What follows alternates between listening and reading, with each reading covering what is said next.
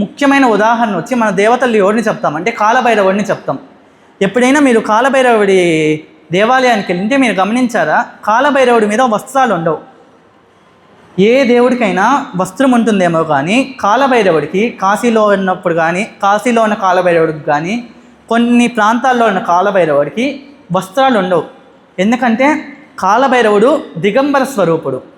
ఎందుకు కాలభైరవుడు దిగంబర స్వరూపుడు అంటే, ఇప్పుడు ఈ దిగంబరత్వం అంటే మనము వస్త్రాలు ఎందుకు వేసుకుంటామండి? మన శరీరం అనేది ప్రతి ఒక్కరిని ఆకర్షిస్తుంది. ఆ ఆకర్షణకి పక్కన వాళ్ళు లోపడకుండా ఈ ఆకర్షణని దాచుకోవడానికి మనం వస్త్రాలు వేసుకుంటూ ఉంటాం. అంటే మనకి ఇతరులు ఆకర్షితులు కాకుండా ఉండడానికి మనం ఈ వస్త్రాలు వేసుకుంటూ ఉంటాం. ఇంకా కాలభైరవుడికి ఆకర్షణతో ఏం పని ఉందండి? ప్రతి ఒక్కరూ ముఖ్యంగా చేరుకోవాల్సిన ఆయనే కదా, ప్రతి ఒక్కరికి ఆయనకు ఆకర్షితులు అవుతూ ఉంటారు. అప్పుడు ఆయనకు వస్త్రంతో ఏం పని ఉంది? అందుకే మీరు ఎక్కడ చూసినా కానీ కాలభైరవుడు దిగంబర స్వరూపంలో ఉంటారు.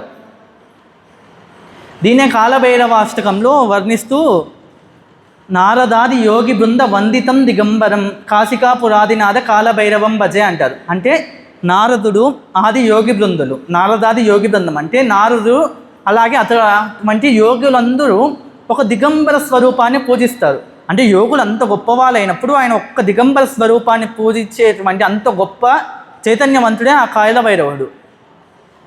సో అలాంటి స్థితి ప్యూర్ కాన్షియస్నెస్లో ఉన్నప్పుడు ఈ సిగ్గు ఆ భావాలు అనేది ఏమీ ఉండవండి. ఇప్పుడు నేను చెప్తున్నాను కదా, ఆ లెవెల్స్ అన్ని తగ్గించుకుంటే వస్తా. అంటే ఫస్ట్ మన పిల్లవాడిలో మనం చేసుకుంటే అంటే మన ఫస్ట్ ఏమంటారు ఆ లెవెల్ని తగ్గించడానికి మనం ఫస్ట్ స్టెప్ ఇదే.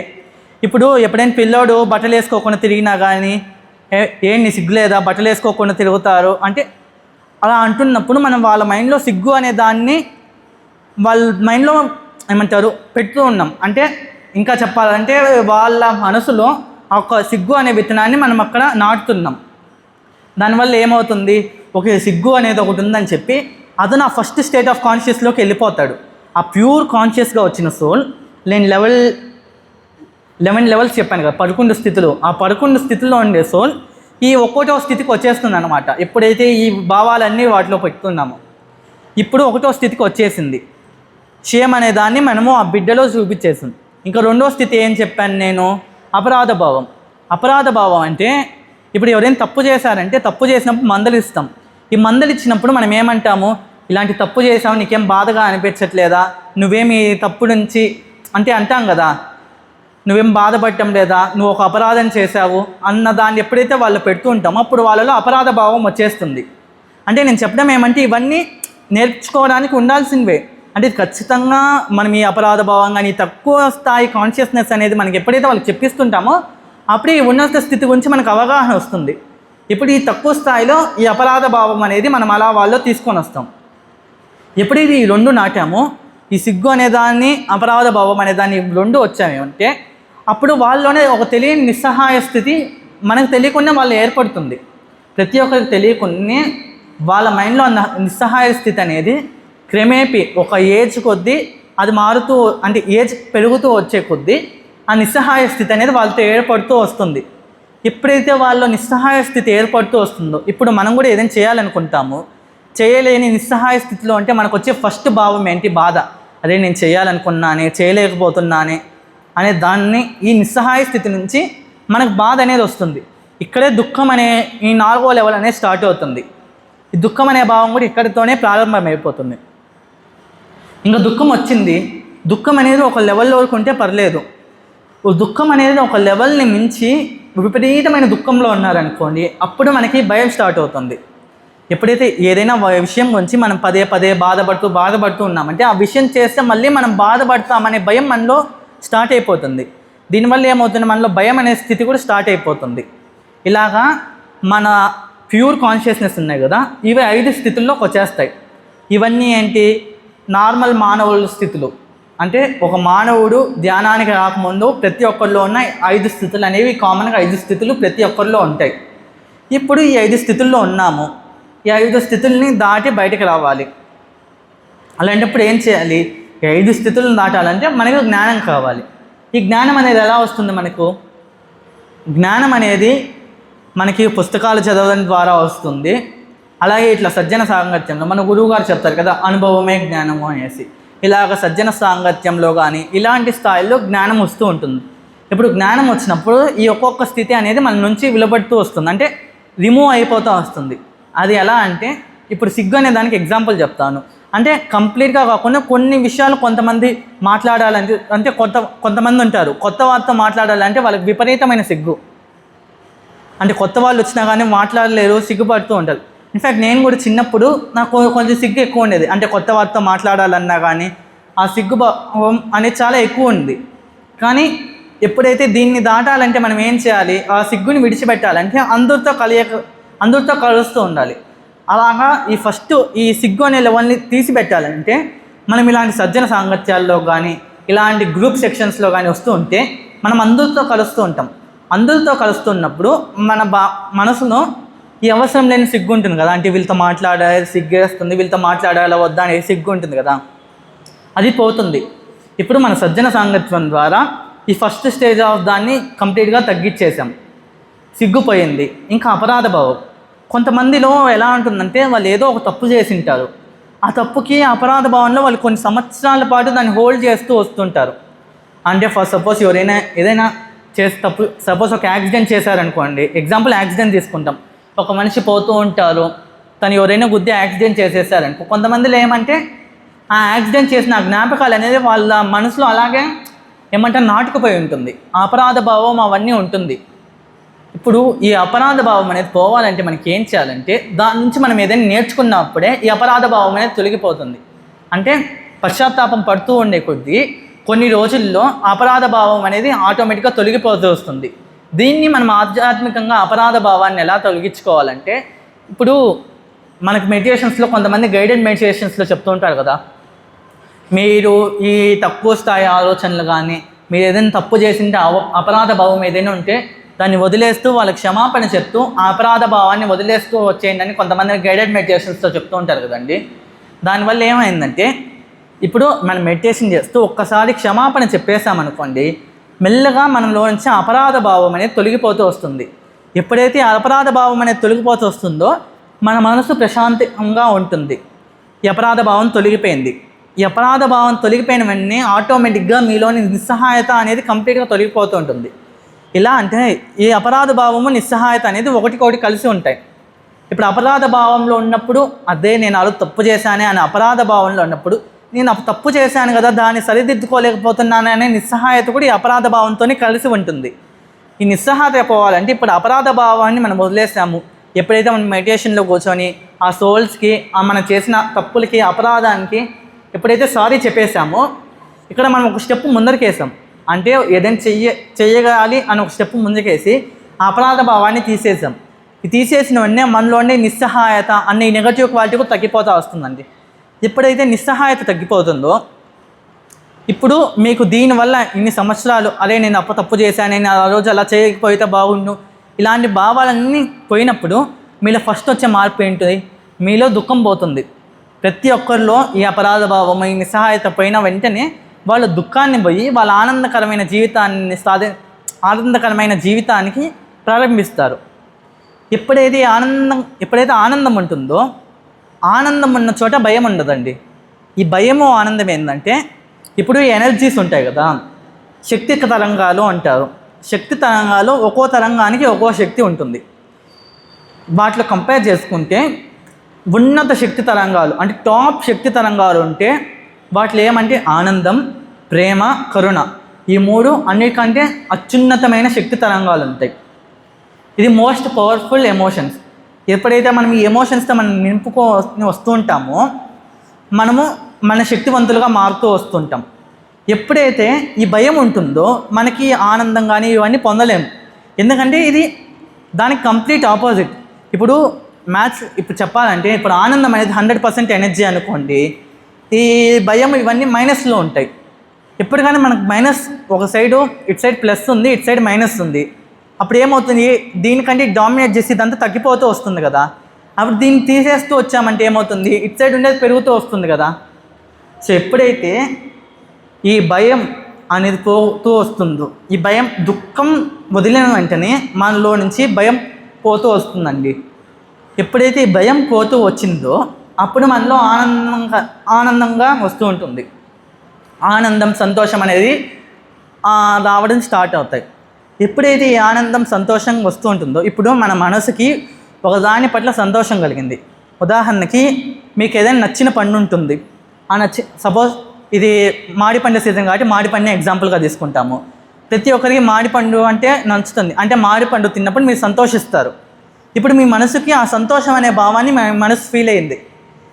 మీ మనసు ఫీల్ అయినప్పుడు ఈ మనసు ఏమనుకుంటుంది, మీ మనసుకి ఇంకోసారి ఈ సంతోష భావాన్ని ఫీల్ అవ్వాలి అని అనిపిస్తుంది. దాన్నే కోరిక అంటాం. ఇదే మన దాంట్లో ఉండే 6వ స్థితి, ఈ కోరిక. ఎప్పుడైతే ఒకసారి మన సంతోషాన్ని ఫీల్ అయ్యామనుకోండి, పదే పదే మనకి ఫీల్ అవ్వాలి అనిపిస్తుంది. దాన్నే కోరికలు. ఈ కోరికలన్నీ ఇక్కడ నుంచే స్టార్ట్ అవుతాయి. ఈ కోరికలన్నీ స్టార్ట్ అయినప్పుడు కోరిక అనేది ఉండాలండి. మనిషి అనేవాడు ఆశాజీవిగా ఉన్నప్పుడే మనిషిలో ఒక ఉత్తీర్ణత అంటే ఒక గొప్ప స్థాయికి చేరుకోవడానికి ఫస్ట్ కోరిక అనేది ఉండాలి. అంటే ఇప్పుడు నాలాంటి విద్యార్థులు ఉంటారు, మాకు మేజర్ కోరిక ఏముండాలి, మేము బాగా చదువుకోవాలి, బాగా చదువుకొని ఒక గొప్ప జాబ్ సంపాదించాలని కోరిక మాలో ఉండాలి. ఈ కోరిక అనేది పాజిటివ్గా ఉన్నంత వరకు ప్రాబ్లం లేదు. ఇప్పుడు నేను బాగా చదువుకోవాలనే కోరిక ఉంటే ప్రాబ్లం లేదండి. నేను బాగా చదువుకోవాలనే కోరిక కాకుండా నేను ఒక్కడనే బాగా చదువుకోవాలి, పక్కనోడు బాగా చదువుకోవద్దు అని ఈ కోరిక ఎప్పటికీ ఉండకూడదు. ఈ కోరికలు ఉన్నప్పుడు ఏమంటే ఇప్పుడు నేను బాగా చదువుకోవాలని కోరిక ఉంటే ఒకసారి బాగా చదువుకుంటాం, ఇంకోసారి బాగా చదువుకోరు.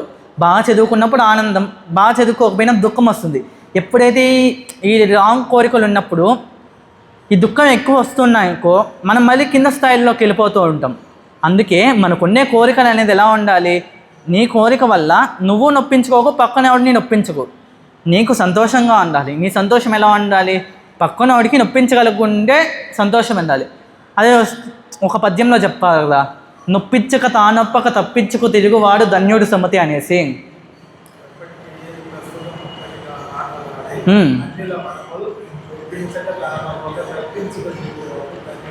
అవును.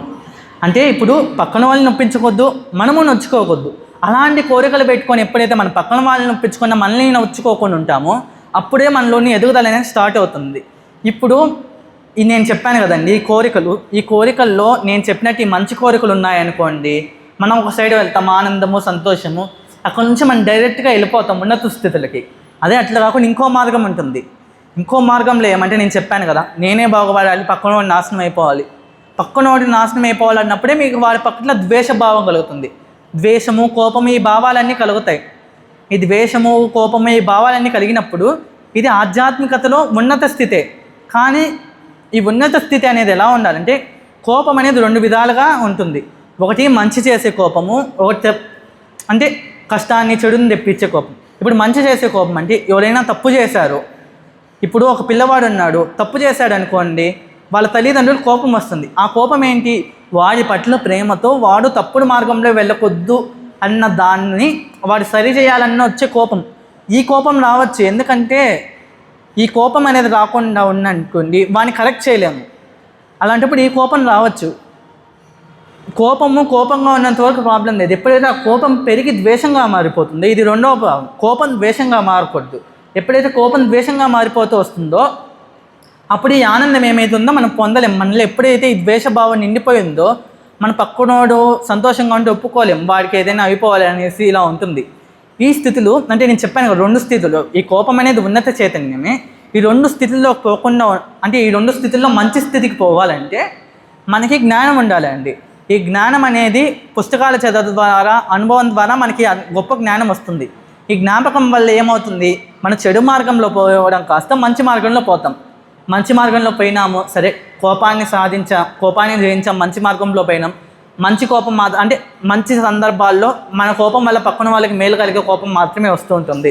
అయిపోయింది అంటే ఈ స్థితిలో మీరు ఒక గొప్ప స్థాయిలో ఉన్నారు, ఒక ఉపాధ్యాయుడుగానో ఆ స్థితిలో ఉంటారు.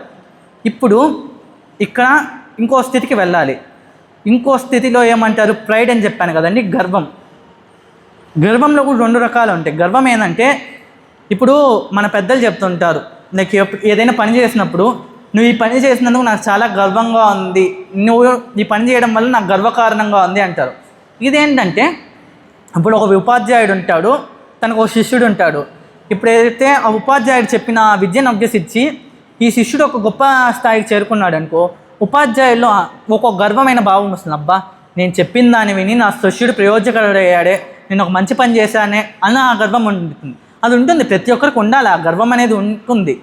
కానీ ఈ గర్వం అనేది ఉన్నంత ప్రాబ్లం లేదు. అరే, నా వల్ల ఒక్కరు బాగుపడ్డాడే అన్న ఈ గర్వం ఉన్నప్పుడు మీలో ఆనందం అనేదే ఉంటుంది.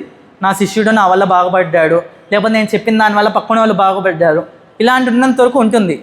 కానీ ఇంకొక రకమైన గర్వం ఉంటుంది. ఈ గర్వం ఎప్పుడంటే మనకి కొంతమంది అనుకుంటారు చదువుకున్న వాళ్ళకి గర్వం ఎక్కువ ఉంటుందంటే, చదువుతో పాటు ఎప్పుడైతే నైతిక విలువలు అనేది లేకుండా ఉంటుందో అప్పుడు చదువుతో పాటు ఈ గర్వం అనేది పెరుగుతూ వస్తుందండి.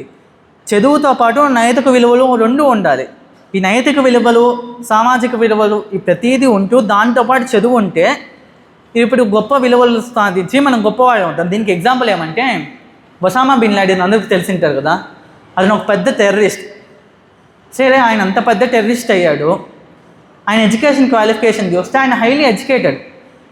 ఆయన బీఎస్సీ చేశాడు, ఎంఎస్సీ చేశారు. He is a professional. అతను ఒక ప్రొఫెషనల్, అంత గొప్పటి ప్రొఫెషనల్, అంత విద్య ఉంది అతనికి. అంత ఆయన కూడా ఎందుకు ఆయన ప్రపంచాన్ని మార్చిన టెర్రరిస్ట్, ప్రపంచంలోని అత్యంత క్రూరుడైన టెర్రరిస్ట్ ఎందుకు అయ్యాడు? అతనికి నైతిక విలువలు లేదండి. పక్కన వాడిని అంటే అతని నైతిక విలువలు ఎలా అంటే, అతని నైతిక విలువల్లో అతని స్థాయిలో ఏమనుకున్నాడు, నా దేశమే గొప్ప అన్న అహంకారం వచ్చేసింది దానికి. ఆ చదువు వచ్చినప్పుడు నా పాకిస్తానే గొప్ప, నా దేశమే నెంబర్ 1 అన్న అహంకారం వచ్చేసి అతను అహంకారంతో తప్పుడు మార్గాన్ని ఎంచుకున్నాడు.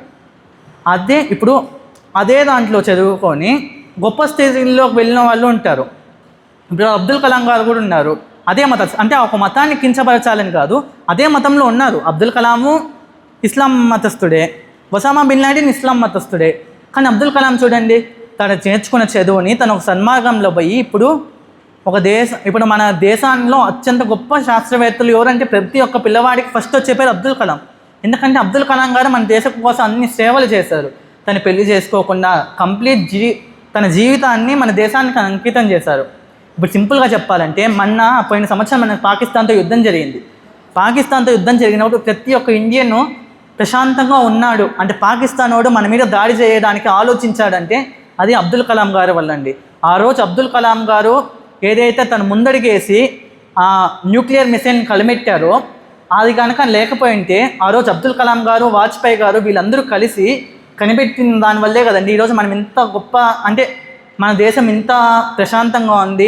అలాగే ప్రపంచ దేశాలు, ఇప్పుడు అమెరికా ఇరాను వాటి దేశాల్లోకి వెళ్తే ఈజీగా వెళ్ళి బాంబులు చేసి వాళ్ళ ప్రధాని లీడర్స్ని అందరినీ చంపేసింది. ఇరాన్లో వెళ్ళి డైరెక్ట్ ఇరాన్ ప్రధానమంత్రిని చంపేసింది అమెరికా. అంత చేస్తున్న అమెరికా మన ఇండియా మీద చేయాలంటే భయపడుతుంది. ఎందుకంటే మన ఇండియా దగ్గర న్యూక్లియర్ వెపన్ ఉంది. ఈ న్యూక్లియర్ వెపన్ రావడానికి మేజర్ కారణం ఎవరంటే డాక్టర్ అబ్దుల్ కలాం గారు. డాక్టర్ అబ్దుల్ కలాం గారు సేమ్ ఇప్పుడు అదే మతస్థుడండి. అతను మతం ఒక గొప్పతనమే అండి. మతం మంచిదే. మతం అనేది మంచిది ఎప్పటి వరకు అవుతుంది? ఆ మతం నీకు ఒక నైతిక విలువల్ని బోధించేంత వరకు ఆ మతం మంచిదే అండి. ఏ మతమైనా మంచిదే. ఎప్పుడైతే ఆ మతంలో మతోన్మాదం అంటారు కదా, ఆ మతోన్మాదం వచ్చినప్పుడు ఈ నైతిక విలువలను పట్టి తప్పుదారిగా పట్టినప్పుడు మనకు ఒసామా బిన్ లాడెన్ లాగా అవుతారు. ఇప్పుడు ఇక్కడ మా డెసిషన్ నీలోనే ఉంది.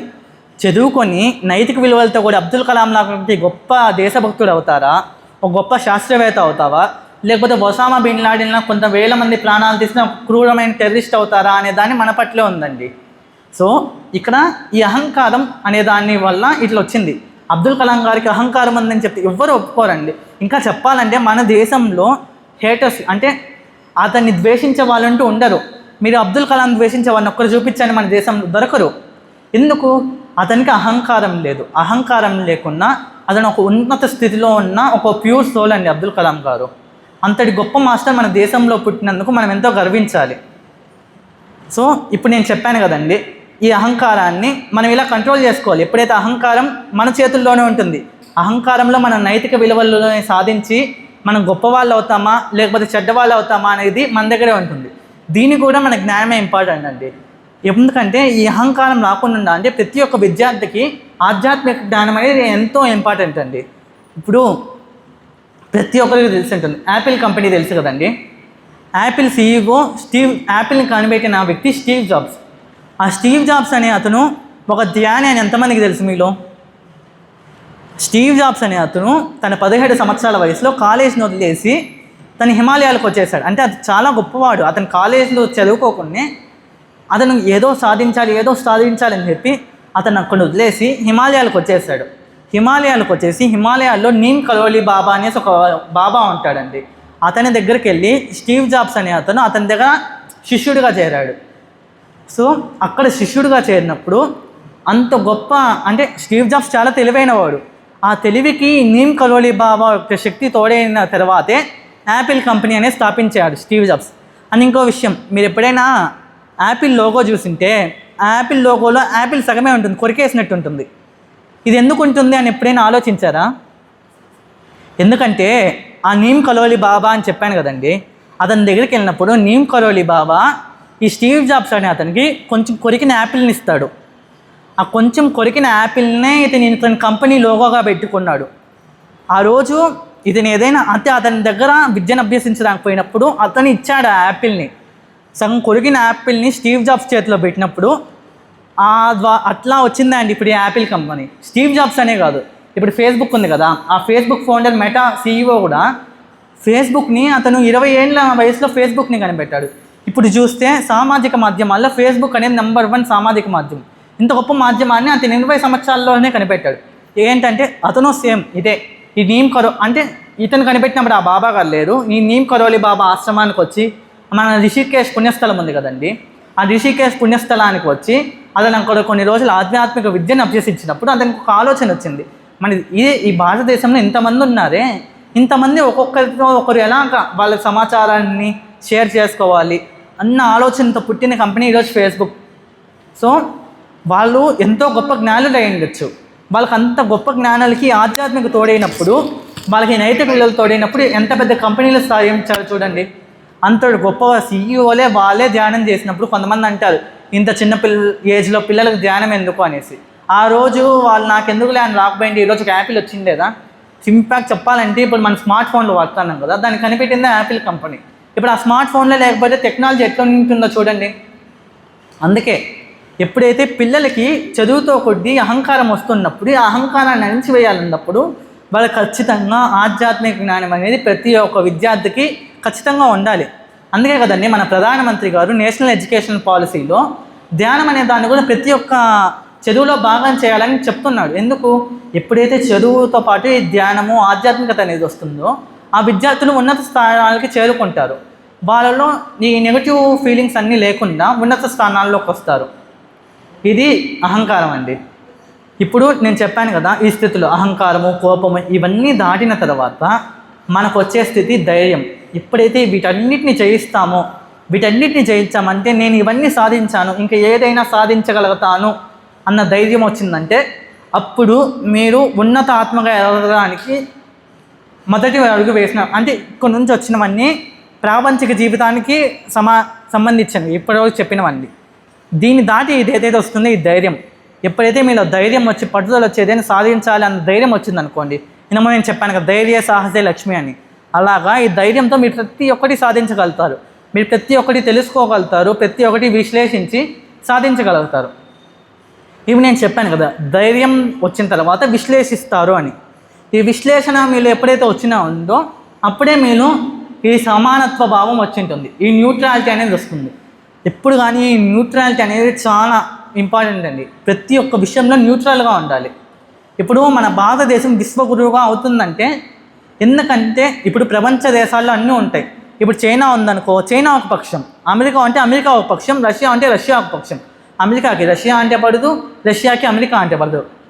కానీ ఇప్పుడు ఇజ్రాయెల్ ఇరాన్ వార్ జరుగుతుంది, ఇజ్రాయెల్కి ఇరాన్ అంటే పడదు, ఇరాన్కి ఇజ్రాయెల్ అంటే పడదు. ఇట్లా ఒకరికి పడకపోయినా ప్రతి ఒక్కరికి కామన్గా ఉండే ఫ్రెండ్ ఒకరే, అదే మన భారతదేశం. అటు ఇజ్రాయెల్కి మనం ఫ్రెండు, ఇటు అమెరికాకి మనం ఫ్రెండు, అటు సైడ్ ఇరాన్కి మనం ఫ్రెండు, ఇట్లా చైనాకి మనం ఫ్రెండ్. ఇన్ని దేశాలతో మనం ఫ్రెండ్షిప్ చేసి న్యూట్రల్ స్థితిలో ఉన్నాం కాబట్టే కదండి ఇంత గొప్ప ప్రపంచంలో ఇన్ని యుద్ధాలు జరుగుతున్నా ఏది జరుగుతున్నా మనకేమైనా ఉంటే పెట్రోల్ రేట్లు ఒక్కటి పెరిగాయి తప్ప దానివల్ల మన దేశం ఎక్కడా నష్టపోవట్లేదు. పెట్రోల్ రేట్లు ఒక్కటే పెరిగాయి కానీ మన దేశం ఎక్కడా నష్టపోవడం లేదు. ఎందుకంటే మన దేశం అనేది ఒక న్యూట్రల్ స్థితిలో ఉంది. ఎందుకు న్యూట్రల్ స్థితిలో ఉంది అంటే మన దేశాన్ని నడిపించే వ్యక్తి ఎవరు? ప్రధాని నరేంద్ర మోదీ గారు. నరేంద్ర మోదీ గారు ఎవరు? ఒక ధ్యాని. మీకు ఎవరికైనా తెలుసా నరేంద్ర మోదీ గారు కేవలం 3 గంటలు మాత్రమే నిద్రపోతాడు అన్న విషయం ఎవరికైనా తెలుసా? నరేంద్ర మోదీ గారు గత 20 సంవత్సరాలుగా 2022వ సంవత్సరంలో ఎప్పుడైతే నరేంద్ర మోదీ గారు గుజరాత్ ముఖ్యమంత్రిగా గెలిచారో అప్పటి నుంచి ప్రధాని నరేంద్ర మోదీ గారు 3 గంటలు మాత్రమే నిద్రపోయి మిగతా సమయాన్ని ఈ ధ్యానం చేస్తూ, యోగా చేస్తూ, శాకాహారాన్ని పాటిస్తూ, సాత్విక ఆహారాన్ని భుజిస్తూ అతను అంత గొప్ప స్థితిలో ఉన్నాడు కాబట్టి మన దేశం ఈరోజు ఇంత గొప్ప స్థాయిలో ఉంది. అలాంటి గొప్ప ప్రధాని లాంటి వాళ్ళు మళ్ళీ మళ్ళీ కావాలంటే అలాంటి చైతన్యం అందరికీ చేరాలి. ఇప్పుడు ప్రధాని నరేంద్ర మోదీ గారు ఉన్నారు కాబట్టే కదండి మన దేశం ఇంత ప్రశాంతంగా. ఇప్పుడు ట్రంప్ వచ్చి నేను చెప్పింది వినకపోతే నేను అది చేసేస్తా ఇది చేసేస్తా అన్నాడు. అదే ఇంకో లీడర్ అయితే భయపడి ఉంటాడు. ఆ భయం లేకుండా ఉన్నాడంటే అతనికి ఆ స్థితి ఎలా వచ్చింది? ఈ ధ్యానం ద్వారానే కదా వచ్చింది. ఎప్పుడైతే ఈ దేశాన్ని మన గురువుగారు చెప్తారు కదా, దేశాన్ని ఆధ్యాత్మికవేత్తలు పాలించాలి అని. ఎప్పుడైతే దేశాన్ని ఆధ్యాత్మికవేత్తలు పాలిస్తూ ఉంటారో దేశం ఇంత గొప్పగా చేరుతూ ఉంటుందండి. సో ఇప్పుడు ఈ ధైర్యం ఇవన్నీ వచ్చిన తర్వాత న్యూట్రాలిటీ అని వచ్చాం కదా. ఈ న్యూట్రాలిటీ లేకపోతే ఇప్పటి వరకు ఉన్న క్వాలిటీలన్నీ ఉండి న్యూట్రాలిటీ లేకపోతే కంప్లీట్లీ వేస్ట్ అండి. ఎప్పుడైతే న్యూట్రాలిటీ ఉందో అన్నిట్లో సమానంగా ఉంటామో అప్పుడే ఉన్న స్థాయికి చేరుకోగలుగుతాం.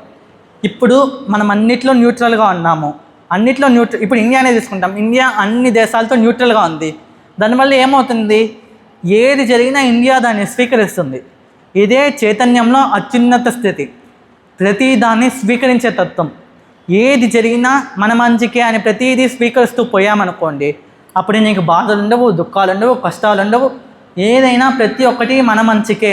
ఏది జరిగినా మన మంచికే. ఏమో దీని నుంచి మనకి ఏదైనా నేర్చుకోవాలి అన్న ఒక స్థితిలో మనకు మాస్టర్స్ ఇవన్నీ మన జీవితంలో ప్రవేశపెట్టారేమో అన్న స్థాయిలో ఉన్నప్పుడు మాత్రమే మీరు గొప్ప స్థాయికి చేరుకోగలుగుతారు. లేదు ఇది ఎందుకు జరిగింది అని భయపడుతూ ఉండకూడదండి. ఎప్పుడు కానీ మనము నార్మల్ థింకింగ్ నుంచి మెరాక్యులస్ థింకింగ్గా ఉండాలి. నార్మల్ థింకింగ్ అంటే మామూలుగా ఆలోచిస్తూ ఉంటాం కదా, నార్మల్గా ఆలోచిస్తాను నార్మల్ థింకింగ్ అంటారు. మెరాక్యులస్ థింకింగ్ అంటే ఓకే ఇది నాకు వచ్చింది, దీని ద్వారా నేను ఏమైనా నేర్చుకోవాలి. సరే నాకు ఒక చెడు సంఘటన ఎదురైంది, ఓకే ఈ చెడు సంఘటన ద్వారా నేను ఏదైనా నేర్చుకొని దీని నుంచి నేను ఏదైనా మంచిదిగా పొందుతాము అన్నదాన్ని మెరాక్యులస్ థింకింగ్ అంటారండి. మెరాక్యులస్ థింకింగ్కి ఇంకో ఉదాహరణ ఏంటంటే, ఇప్పుడు నార్మల్గా థింక్ చేసేవాళ్ళు ఏమంటారు, నాకు ఒక మంచి జాబ్ రావాలి అనుకుంటూ ఉండడాన్ని నార్మల్ థింకింగ్. మెరాక్యులస్ థింకింగ్ ఏంటంటే, నాకు ఈ మంచి జాబ్ వచ్చేసింది అని మీలో మీరు ఎప్పుడైతే అనుకుంటూ ఉంటారో, నేను ఇంతకుముందు మీకు స్టార్టింగ్లో చెప్పాను కదా, sub conscious mind, super conscious mind అనేసి. మీరు ఎప్పుడైతే మీ కాన్షియస్ మైండ్లో ఇట్లా అనుకుంటూ ఉంటారో మీ సబ్ కాన్షియస్ మైండ్లో సేవ్ అవుతూ వస్తుంది. ఓకే నాకు ఈ జాబ్ వచ్చేసింది, ఈ జాబ్ వచ్చి నేను ఆనందంగా ఉన్నాను అని ఎప్పుడైతే మీ బ్రెయిన్లో సేవ్ అవుతుంటుందో మీ బ్రెయిన్ దానికి సంబంధించిన ఎనర్జీస్ అనేది క్రియేట్ చేస్తూ వస్తుంది. ఎప్పుడైతే దానికి సంబంధించిన ఎనర్జీస్ మీ బ్రెయిన్లో క్రియేట్ అవుతాయి అది యూనివర్స్కి కనెక్ట్ అవుతుంది. ఇప్పుడు మనము అందరూ ఒక చైతన్య స్వరూపాన్ని నుంచే వచ్చి ఆ మూల చైతన్యమే మనలో ఉన్న చైతన్యం కదండి. ఇప్పుడు మనలో ఉన్న చైతన్యం ఆ మూల చైతన్యంతో అనుసంధానమైనప్పుడు మనం ఏదైనా సాధించగలుగుతాం కదా. అందుకే ఈ మెరాక్యులస్ థింకింగ్లో ఏమంటే మీకు ఏదైనా కావాలి అనుకున్నారనుకోండి, దాన్ని మీరు ఆల్రెడీ ఉన్నట్టు మీరు ఇమాజిన్ చేసుకోండి. అంటే మీకు ఏదైనా మంచి జాబ్ కావాలనుకోండి, మీరు ఇమాజిన్ చేసుకోండి దాన్ని. అంటే నాకు మంచి జాబ్ వచ్చిందని ఇమాజిన్. మీకు ఆరోగ్యం కావాలనుకోండి, ఫస్ట్ మీరు ఆరోగ్యం కావాలనుకున్నప్పుడు అందరూ ఏం చేయాలంటే నేను ఆరోగ్యవంతుడుగా ఉన్నాను అని ఇమాజిన్ చేసుకోండి. సపోజ్ మీకు షుగర్ ఉందనుకోండి, నాకు షుగర్ పోవాలి అనుకోవద్దు, నాకు షుగర్ తగ్గిపోయింది అనుకుంటాను ప్రతి ఒక్క రోజు లేసి, అబ్బా నాకు షుగర్ తగ్గించినందుకు ఎవరికైనా ఆస్ట్రల్ మాస్టర్స్కి కానీ, దేవతలకు కానీ, లేకపోతే మన మాస్టర్స్ అందరికీ నాకు షుగర్ తగ్గించేసినందుకు చాలా కృతజ్ఞతలు మాస్టర్స్ అనుకుంటా అన్నాం అనుకోండి. మీ బ్రెయిన్లో మీకు షుగర్ తగ్గిపోయిందనే ఎనర్జీ పెరిగి ఆటోమేటిక్గా కొన్ని రోజుల తర్వాత ఏమవుతుంది, ఆటోమేటిక్గా మీకు షుగర్ అనేది తగ్గిపోతుంది. అలా కాకుండా అయ్యో నాకు షుగర్ ఉంది అని బాధపడుతూ ఉంటే షుగర్ పెరిగి పీక్స్లోకి వెళ్ళిపోతుంది. ఎప్పుడు కానీ ఈ మెరాక్యులస్ థింకింగ్ అనేది ఉండాలండి. ఈ మెరాక్యులస్ థింకింగ్ అనే దానికి నేను ఒక ఎగ్జాంపుల్ చెప్తాను అండి. ఈరోజే జరిగింది మాకు ఒక అద్భుతమైన సంఘటన జరిగింది. 2 నెలల క్రితము మేము బ్యాంక్లో నగలు, అంటే కొన్ని సంవత్సరం ఒక బ్యాంక్లో నగలు పెట్టామండి. కొన్ని సంవత్సరాల ముందు 3 నెలల ముందే బ్యాంక్లోకి వెళ్ళి ఆ నగలు విత్డ్రా చేసుకుంటే 16 గ్రాముల బంగారం అనేది కనిపించలేదండి. అదే 16 గ్రాముల బంగారం కనిపించలేదు. ఎక్కడా కనిపించలేదు ఆ 16 గ్రాములు. అన్ని రికార్డ్స్ చెక్ చేసాం, బ్యాంకులోకి వెళ్ళాము, ఆ రికార్డ్స్ చూసాము, రిసిప్ట్స్ చెక్ చేసాము, ఎక్కడా లేదు 16 గ్రాములు. ఇంకా మా అమ్మ చాలా బాధపడుతుంది. అంటే ఆ బంగారం అనేది చాలా జ్ఞాపకాలు అవన్నీ ఉన్న బంగారం. అరే 16 గ్రాముల బంగారం పోయిందే, ఎవరికైనా బాధ ఉంటుంది కదండి. ఆ బంగారం పోయింది అని బాధపడుతున్నా కానీ మా అమ్మ ఎప్పటికీ అంటే తన మనసులో ఒక ఆశ పెట్టుకుంది. ఆశ అంటే తన మనసులో నెగిటివిటీ లేకుండా పాజిటివ్గా ఏమో ఎక్కడైనా ఉండొచ్చేమో. ఇంకొక గోల్డ్ లోన్ ఉందండి, అన్ని గోల్డ్ లోన్ అన్నీ రిలీజ్ చేసేద్దాం, ఒకే ఒక్క గోల్డ్ లోన్ ఉంది. మా అమ్మ అనుకుంటుంది ఏమో దాంట్లో ఉండొచ్చేమో అనుకుంటా అనింది. ఈరోజు ఆ నగలు విడిపించుకునేదానికి వెళ్ళామండి. ఆ నగలు విడిపించుకునేదానికి వెళ్ళినప్పుడు మా అమ్మ వెళ్ళేటప్పుడు కూడా తలుచుకుంటూ వెళ్ళింది. పత్రి సార్ని, కృష్ణుడిని, అందరినీ తలుచుకుంటా పోయింది. అరే ఈ బంగారం దాంట్లో ఉండొచ్చేమో, దాంట్లో ఉందేమో అని తలుచుకుంటా పోయింది. బ్యాంకులో వెళ్ళి చూస్తే ఆ 16 గ్రాముల బంగారం ఉందండి. ఆ 16 గ్రాము అతను ఏం చేశాడంటే లెక్కలు రాసే అతను మనకు గోల్డ్ రిసిప్ట్ రాస్తారు కదా, ఆ 16 గ్రాముల బంగారాన్ని వెయిట్ వేసాడు, తూకం వేసిన అతను రాయలేదు ఆ రిసిప్ట్లో. ఆ రిసిప్ట్ చూస్తే లేదు. ఆ లేదనుకొని అంటే బాధ అనేది ఉంది. బాధనే ఉన్న దాంతోపాటు లోపల ఒక నమ్మకం ఉంది, ఉండొచ్చేమో.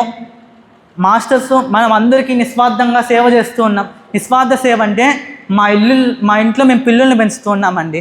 గత 5 సంవత్సరాలుగా దాదాపు 20 నుంచి 30 పిల్లల దాకా పెంచాము మేము.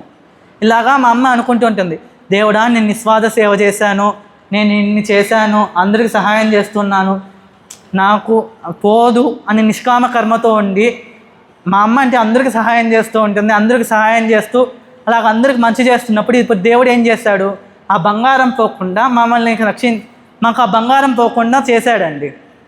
చూసారా, ఎప్పుడైతే నిస్వార్థంతో నిష్కామ కర్మ చేస్తూ జంతువుల పట్ల ప్రేమతో ఉంటూ ఇవన్నీ మనం స్థితులు ఇవన్నీ ఉన్నాయంటే మన గురువుగారు ఏం ఊరికే చెప్పలేదండి. నిష్కామ కర్మ చేయాలి, జంతువుల పట్ల ప్రేమగా ఉండాలి, మిరాకిలస్ థింకింగ్తో ఉండాలి. అందరూ అనుకుంటారు ఆయన చెప్తారులే అండి, అందరూ అనుకుంటారండి. ఎందుకంటే వాళ్ళు తక్కువ స్థాయిలో ఉన్నవాళ్ళు, వాళ్ళకి అవన్నీ తెలియదండి. ఎందుకంటే వాళ్ళ అనుభవం చెందితేనే కదండి తెలుస్తుంది.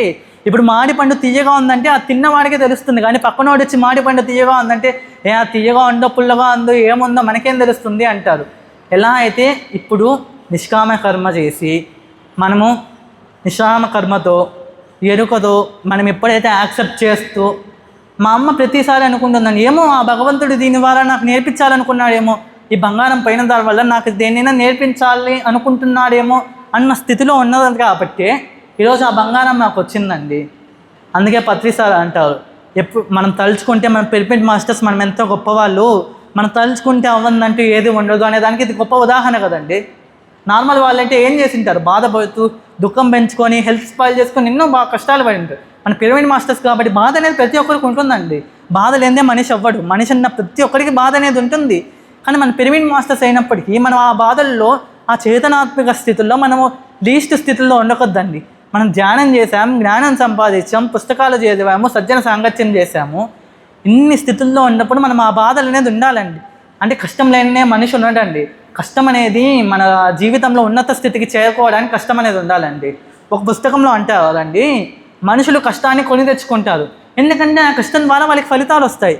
మనుషులు ఆ ఫలితం కోసం ఆ కష్టాన్ని కొని తెచ్చుకుంటారు. ఇప్పుడు ఈ కష్టాన్ని మీరు ఆ ఫలితం కోసం మీరే తెచ్చుకున్నప్పుడు బాధపడ్డం ఎందుకండి? దీని నుంచి నేను ఏదో నేర్చుకోవాలి, నేను ఏదో సాధించాలి అన్న ఒక మంచి సంకల్పంతో మీరు ఉంటే ఆ కష్టాల వల్ల మీకు మంచిగా జరుగుతుంది, కానీ ఎప్పుడూ మీరు ఆ కష్టాల వల్ల నష్టపోరండి. ఎందుకే చెప్పుకుంటానండి, మన గురువు గారి నోటి నుంచి వచ్చిన ఒక చిన్న మాట అయినా కానీ దాని వెనకాల ఇంత అర్థం దాగింది, ఇంత జ్ఞానం దాగి ఉందండి. అందుకే మనము ఇంత గొప్పటి గురువుగారు మన ఉంది, మనం ఎన్నో జన్మల పుణ్యం చేసుకుంటేనే ఇప్పుడు ఎంతోమంది ఉంటారండి. ఇప్పుడు మన పక్కింటి వాళ్ళు ఉంటారు, ఎదురింటి వాళ్ళు ఉంటారు, వాళ్ళందరూ ఉంటారు. వాళ్ళందరూ ఈ స్థాయిలోకి వచ్చారా? రాలేదు. ఎందుకంటే ఇది మనకి ఎన్నో జన్మలు చేసుకున్న అదృష్టం. మనం గత జన్మల్లో చేసిన సాధన, మన గత జన్మల్లో పొందిన జ్ఞానం వల్లే ఇప్పుడు మనం ఇంత గొప్ప స్థాయిలో పత్రిజీ ఇలాంటి గురువుగారి దగ్గర నుంచి ఇంత అద్భుతమైన ధ్యానాన్ని నేర్చుకొని ఈ ధ్యానం ద్వారా ప్రతి ఒక్కటి సాధించుకుంటూ కష్టాలు తొలగించుకొని, కష్టాలు ఉన్నా కానీ ఆ కష్టాలకు కుంగిపోకుండా ఆనందంగా సంతోషంగా ప్రతి ఒక్కరు ప్రశాంతమైన జీవితాన్ని ఆనందిస్తున్నారంటే దీని అంతటికీ మూల కారణమైనటువంటి ఆ బ్రహ్మశ్రీ పితామహ సుభాష్ పత్రిజీ గారికి ఒకసారి గట్టిగా క్లాప్స్ కొత్తామండి అందరం. పత్రి సార్ గారే లేకపోయింటే మనం ఈరోజు నింటామా? మీరే ఒక్కసారి ఆలోచించుకోండి. పత్రి సార్ గారే లేకపోయింటే ఈ పిరమిడ్ ధ్యానమే లేకపోయింటే మన జీవితాలు ఎలా అని ఉంటామండి. మీరు ఒక్కసారి ఆలోచించుకోండి. ఇంత గొప్ప జ్ఞానాన్ని మనకు ప్రతిసారి అందించాలంటే మన వంతు భాగంగా మన సజ్జన సాంగత్యం ఇలా వచ్చి క్లాసులు చెప్పడం కానీ, లేకపోతే పక్కన వాళ్ళకి మెడిటేషన్ చేయించడం కానీ మన వంతు సహాయం. శాఖాహార ర్యాలీ కానీ ప్రతి అందరికి తెలిసే ఉంటుంది, ఆదివారం తిరుపతిలో శాఖాహార ర్యాలీ చేస్తున్నారని. మనము ఏం చేయాలి? మన గురువు గారు మనకి ఇంత గొప్ప జ్ఞానాన్ని అందించారు. ఇప్పుడు మన కర్తవ్యంగా మనం ఏం చేయాలి? మన గురువు గారి ఆశయం ఏంటి? ధ్యాన జగత్, శాకాహార జగత్, పిరమిడ్ జగత్. దీన్ని అన్నిటికీ మూలమైన ఈ శాకాహార జగత్ మనం ఏం చేయాలండి? మన గురువుగారి సంకల్పం నెరవేర్చాలంటే మనం అందరూ ఆ శాకాహార ర్యాలీలో పాల్గొని మన గురువు గారికి నెరవేర్చాలి కదండి. మనకి ఇంత గొప్ప జ్ఞానాన్ని ఇంత అందించిన గురువు గారి కోసం మనం ఆత్మార్థం చేయకపోతే ఎలా అండి? సో అందరూ ఆదివారం జరిగే శాకాహార ర్యాలీలో పాల్గొని ప్రతి ఒక్కరికి ఈ శాకాహారం, అహింస అవన్నీ గుణాలు నేర్పించి మన గురువుగారి లక్ష్యాలైన ధ్యాన జగత్, శాకాహార జగత్, పిరమిడ్ జగత్ వీటన్నిటిలో మనమంతు చేయడం మనం వేసి అందరినీ ధ్యానులుగా మార్చి, అందరినీ పిరమిడ్ మాస్టర్లుగా మార్చి, అందరినీ శాకాహారాలుగా మార్చి ఈ భూమిలో ఉన్న ప్రతి ఒక్క జీవి సంతోషంగా జీవించే దాంట్లో మన గురువుగారి లక్ష్యం అదే కదండి. ఈ భూమి మీద ఉన్న ప్రతి ఒక్క జీవి సంతోషంగా జీవించాలి అన్నదే మన ప్రతిసారి లక్ష్యం. అలాంటి లక్ష్యంతో మనం తోడ్పడుతూ మన గురువుగారి లక్ష్యంతో మనం అందరం ప్రతిరోజు ధ్యానం చేస్తూ ఇలాంటి సజ్జన సాంగత్యం చేస్తూ ఎక్కడైనా ర్యాలీలు పార్టిసిపేట్ చేసింటే ఆ ర్యాలీల్లో పాల్గొంటూ ధ్యాన ప్రచారాలు చేస్తూ మనం పొందేటటువంటి గొప్ప జ్ఞానాన్ని ప్రతి ఒక్కరికి అందించాలని కోరుకుంటున్నానండి. నాకు ఇంత గొప్ప అవకాశం ఇచ్చినటువంటి శ్రీ పద్మావతి పిరమిడ్ ధ్యాన మందిరానికి, తిరుచానూర్ స్పిరిచువల్ సొసైటీ వాళ్ళకి, అండ్ అలాగే నాకు ధ్యానాన్ని నేర్పించిన అలవేల్మంగ పిరమిడ్ ధ్యాన ఆరోగ్య కేంద్రం వాళ్ళకి అందరికీ నా హృదయపూర్వక ఆత్మాభివందనాలు వందనాలు. అలాగే నా క్లాస్ ఇంతసేపు ఓర్పుతో ప్రతి ఒక్కరూ నా క్లాస్ విన్నందుకు మీ అందరికీ ధన్యవాదాలండి.